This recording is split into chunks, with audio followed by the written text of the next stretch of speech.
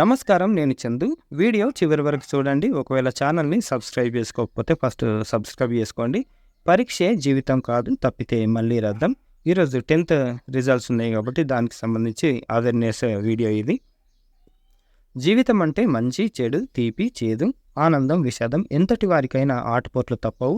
ఆవేశంలో తీసుకునే నిర్ణయం సరైంది కాదనే వాస్తవాన్ని ప్రతి ఒక్కరు గ్రహించాలి. పరీక్షల్లో తప్పిన వారు బలవన్మరణాలకు పాల్పడడం ఆందోళన కలిగించే విషయం. మనం బతికి మనల్ని నమ్ముకున్న వారికి అండగా నిలవాలి. ఫెయిల్ అయితే సప్లిమెంటరీ, తక్కువ మార్కులు వస్తే ఇంప్రూవ్మెంట్లు పరీక్షలు రాద్దాం. తల్లిదండ్రులు, ఉపాధ్యాయులు ఈ స్ఫూర్తిని విద్యార్థులను రగిలించాలి. మార్కులు, ర్యాంకులు జీవితం కాదు. ఇతరుల ప్రతిభతో పోల్చుతూ మీ పిల్లలను నిందించొద్దు. ఇప్పుడు తక్కువ మార్కులు వచ్చిన వాళ్ళే రేపటి రోజున గొప్పవాళ్ళు కావచ్చు. పరీక్ష ఏదైనా ప్రతికూల ఫలితం వస్తే పిల్లల్లో మనోధైర్యం నింపండి. ఫెయిల్ అయ్యారని సూటిపోటి మాటలతో చులకన చేయొద్దు. ఇంటా బయట మీరే స్నేహితులు, మార్గదర్శకులు అవ్వండి. సప్లిమెంటరీలో తెలుసుకుందామని భరోసా కల్పించండి అని తల్లిదండ్రులను ఉద్దేశించి సోషల్ మీడియాలో చక్కర్లు కొడుతున్న సందేశం.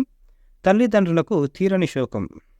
ఇటీవల రిలీజ్ అయిన ఇంటర్ పరీక్షల్లో తప్పామని ఉమ్మడి జిల్లాలో 3 విద్యార్థినులు ఆత్మహత్యలు చేసుకున్నారు. వారి మీద ఎన్నో కొండంత ఆశలు పెట్టుకున్న తల్లిదండ్రులకు తీరని శోకం మిగిల్చారు. మహబూబ్ నగర్ జిల్లా డోర్నకల్ మండలం చిల్కోడు గ్రామానికి చెందిన విద్యార్థిని ఆరేపల్లి మహాత్మా జ్యోతిబా ఫులే గురుకులంలో బైపీసీ బాటనీ పరీక్ష తప్పడంతో మనస్తాపం చెంది ఇంట్లో ఊరేసుకొని ఆత్మహత్య చేసుకుంది. డాక్టర్ అవుతోందనుకున్న కుమార్తె జీవితం అర్ధాంతరంగా ముగియడంతో ఆ తల్లిదండ్రుల ఆవేదన మాటలకు అందనిది. మహబూబాబాద్ మండలం రెడ్యాలవాసి సిఈసి ప్రథమ సంవత్సరం చదువుతుంది. ఎకనామిక్స్లో ఫెయిల్ కావడంతో వ్యవసాయ బావిలో దూకి బలవన్మరణానికి పాల్పడింది.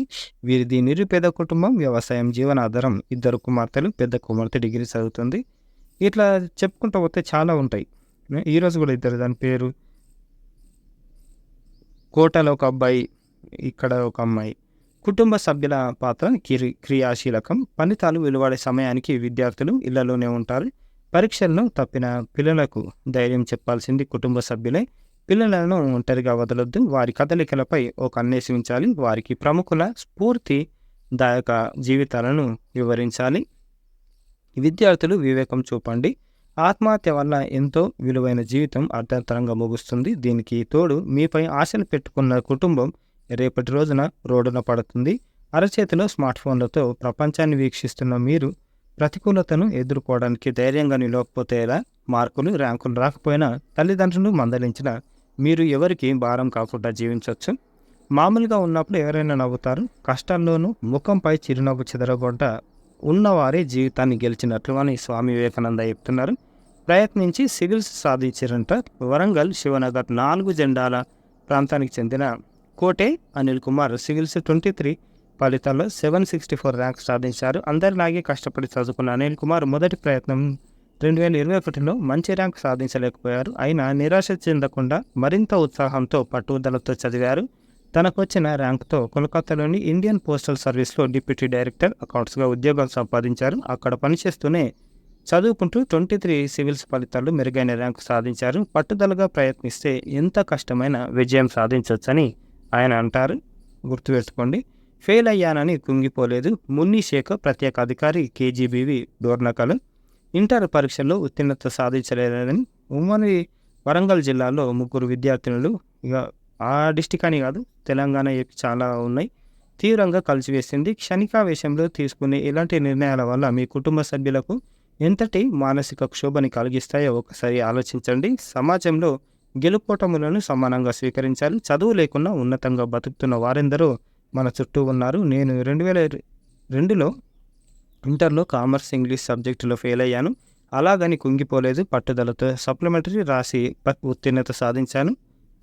ఆమె భర్త షేక్ కాసిం ప్రోత్సాహంతో ఎంఏ పబ్లిక్ అడ్మిన్లో కంప్లీట్ చేసింది. బీఈడీ చేశాను. 2013లో ఉద్యోగం వచ్చింది. ఇప్పుడు మహబూబాబాద్ జిల్లా డోర్నకల్లో కస్తూర్బా గాంధీ బాలికల విద్యాలయానికి ప్రత్యేక అధికారిగా విధులు నిర్వహిస్తున్న. పరీక్షల్లో ఫెయిల్ అయితే జీవితంలో ఓడిపోయినట్లు కాదు, దీనికి నా జీవితమే ఉదాహరణ అని చెప్తున్నారు.